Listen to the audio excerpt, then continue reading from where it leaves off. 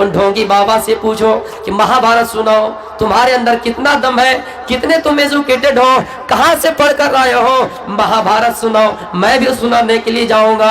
मेरी उम्र 20 साल है, लेकिन महाभारत में कितने मिनट में सुनाऊंगा उसके सामने। और उनसे भी आप चैलेंज कर लीजिए कि महाभारत में क्या वाक्य लिखा हुआ है। कुरान की एक आयत को पेश करते हैं। इस आयत को मोदी जी ने भी पेश किया।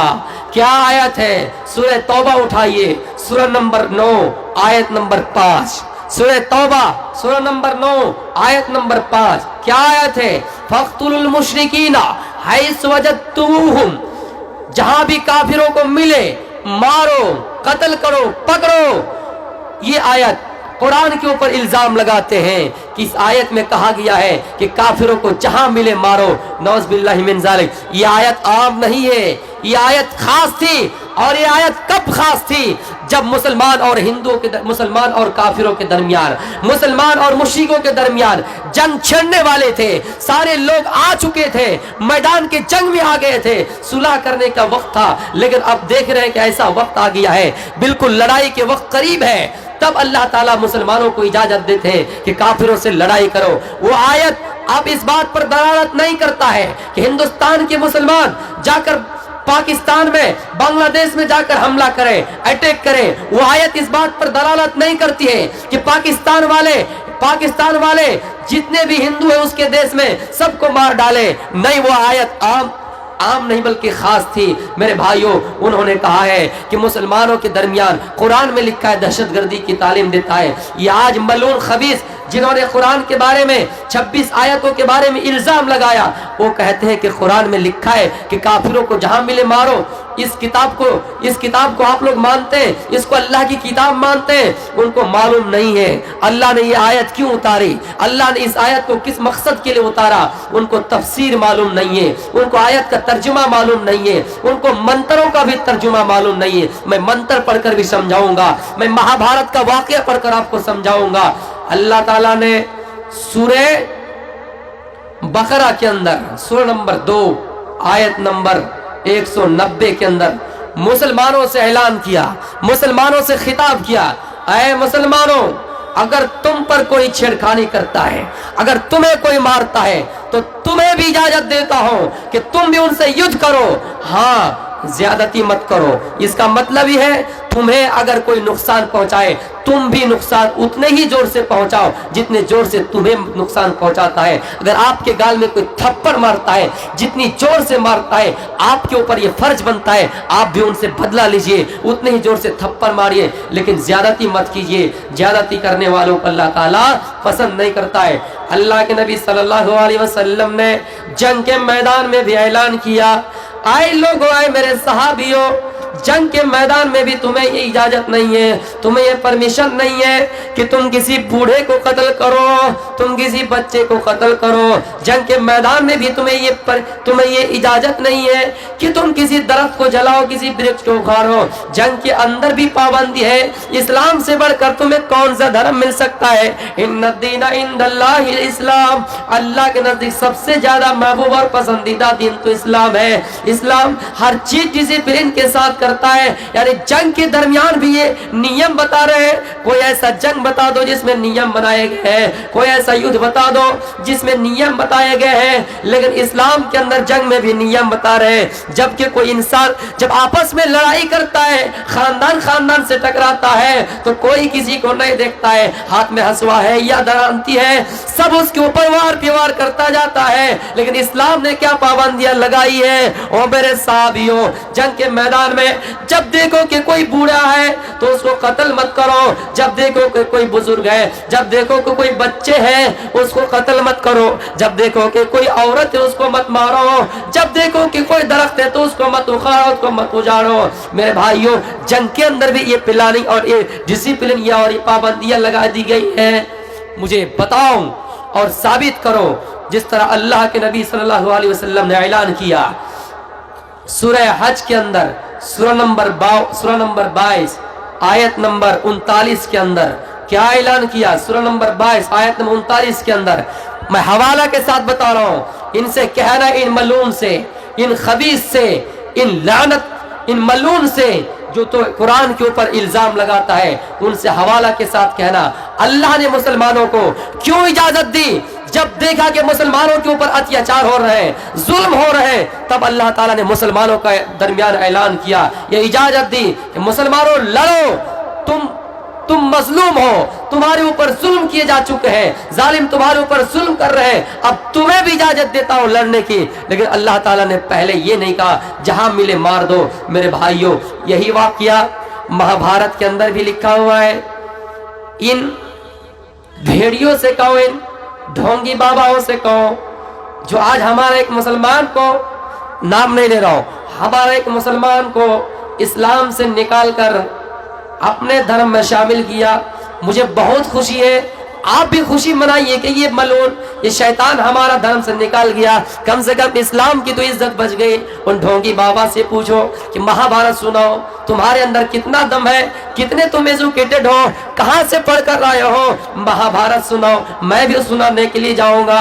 میری عمر 20 سال ہے، لیکن مہابھارت میں کتنے منٹ میں سناؤں گا اس کے سامنے، اور ان سے بھی آپ چیلنج کر لیجئے کہ مہابھارت میں کیا واقعہ لکھا ہوا ہے۔ کورب اور پانڈو کا جب یدھ ہوا، کورب اور پانڈو دو بڑے جماعت تھے، کورب اور پانڈو کا یدھ ہوا تو کورب کتنے تھے؟ 100 تھے، کورب 100 تھے اور پانڈوے صرف 5 تھے۔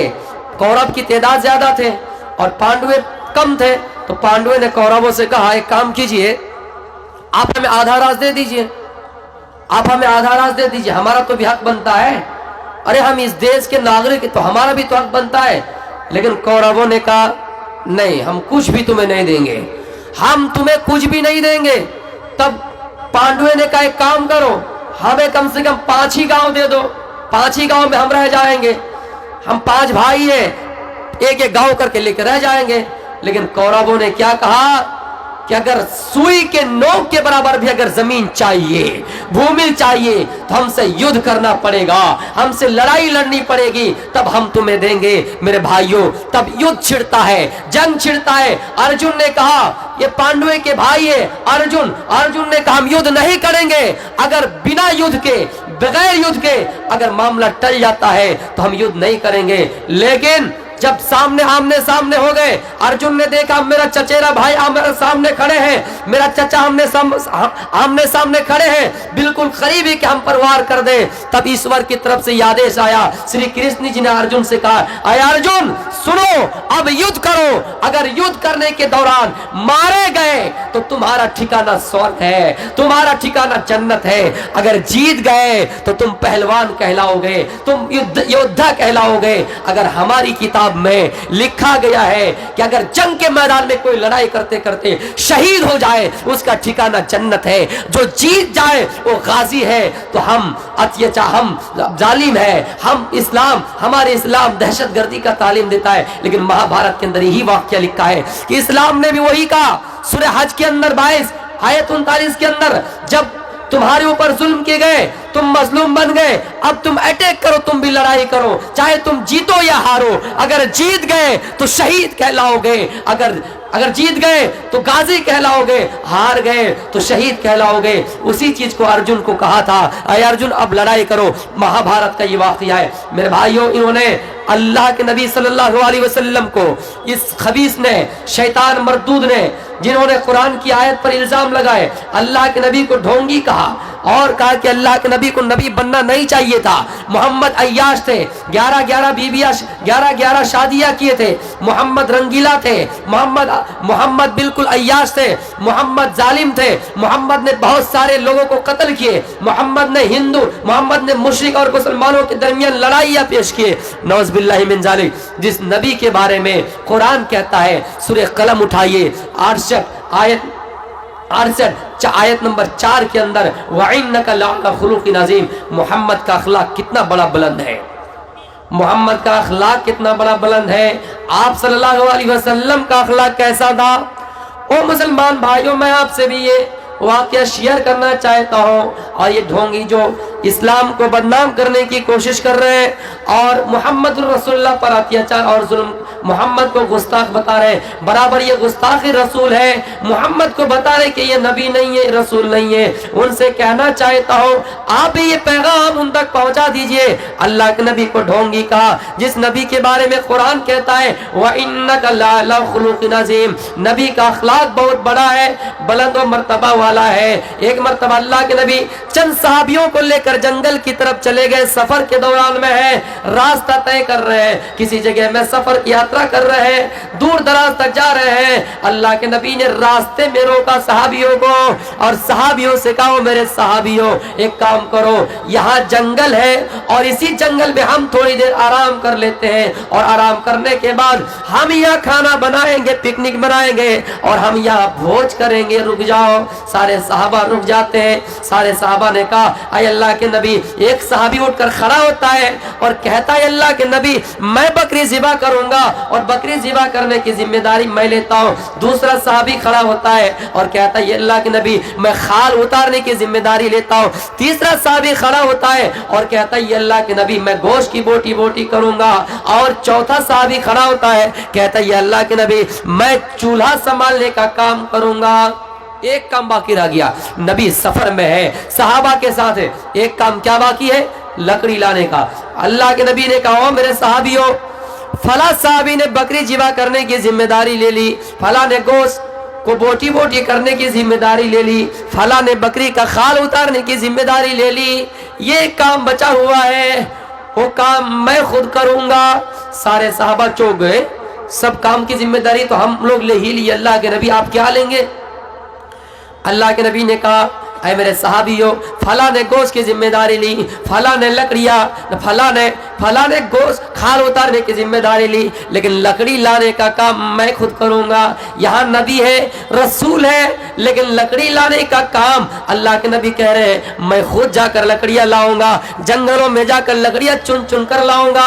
وہ نبی جو انسان کا مرڈر نہیں کرتے تھے، جب دیکھے کہ صحابہ کام کر رہے ہیں، کوئی بکری ذبح کر رہے ہیں، کوئی گوشت بنا رہے ہیں، کوئی خال اتار رہا ہے، تو اللہ کے نبی نے کہا ہم نبی ہیں، ہم رسول ہیں، اپنی جگہ پر ہے، لیکن ہم انصاف کا مرڈر کیسے کر سکتے ہیں؟ اللہ کے نبی لکڑیاں لانے کے لیے جاتے ہیں اور لکڑیاں چن کر لاتے ہیں، لیکن یہ کہہ رہے ہیں کہ اللہ کے نبی ڈھونگی ہے، اللہ کے نبی محمد جو ہے نبی نہیں تھے، یہ ہندو، یہ مشرک مسلمان کے درمیان لڑائی لڑائے ہیں۔ اور یہ کیا کہتے ہیں؟